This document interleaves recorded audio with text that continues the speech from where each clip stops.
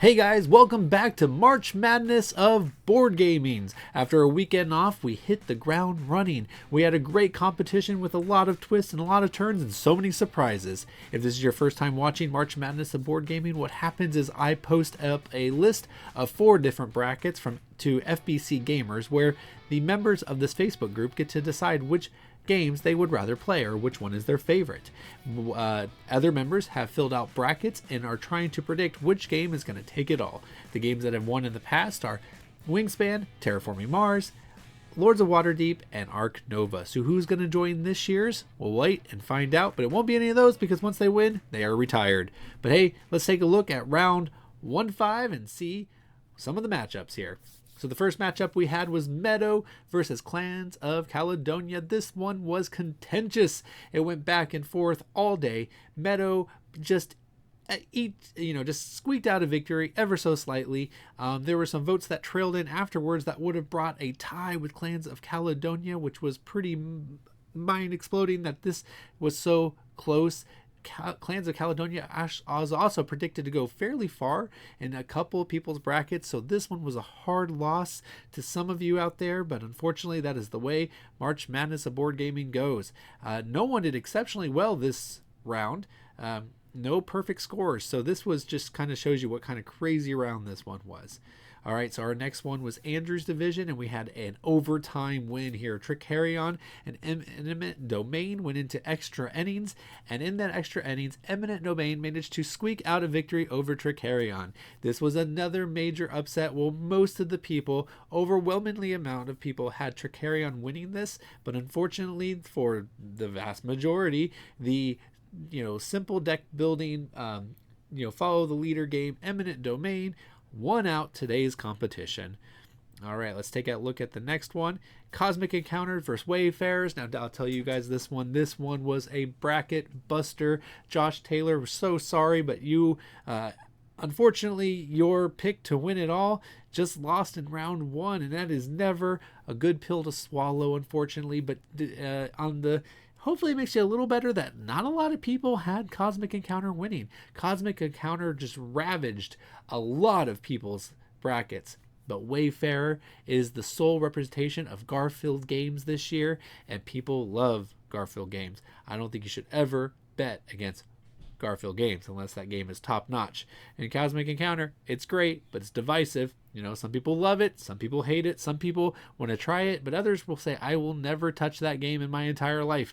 Wayfarers kind of appeals to a broader audience, and it's not as divisive. So there you go, Cosmic Encounter, sorry. And again, for the bracket buster Josh Taylor, we apologize, but that's the way March Madness goes. You just never know.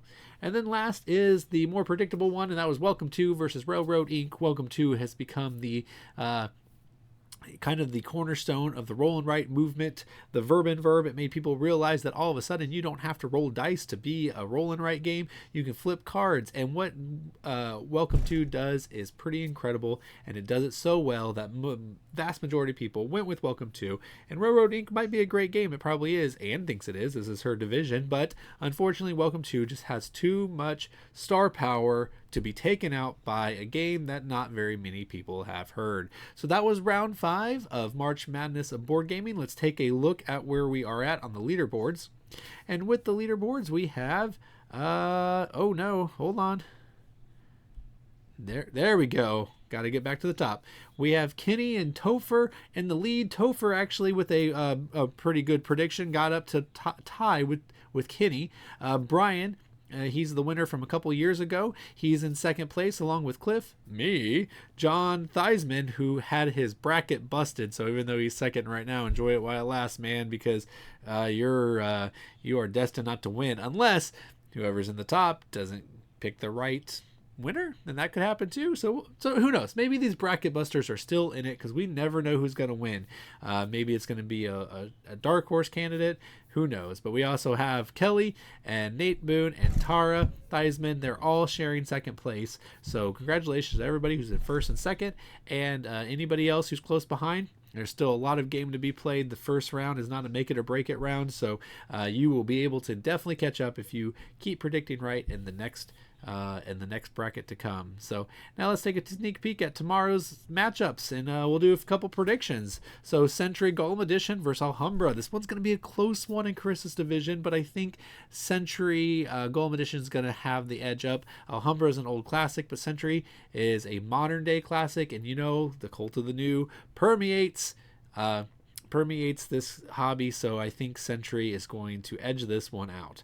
And then we move to Andrew's division, where we have Champions of Midgard and Guilds of London, and I think Champions of Midgard is the clear winner in this one. I don't think Guilds of London will even manage to get 10 votes, single digits only. That is my opinion.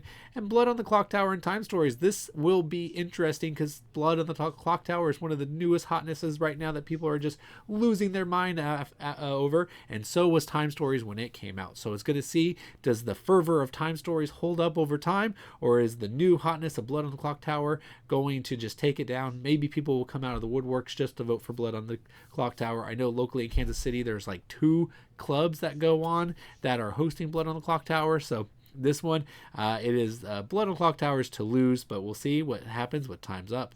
And then the other ones are Colt Express and Draftosaurus. Honestly, I don't know where this one's going to go, but I'm going to go with Colt Express just for name recognition.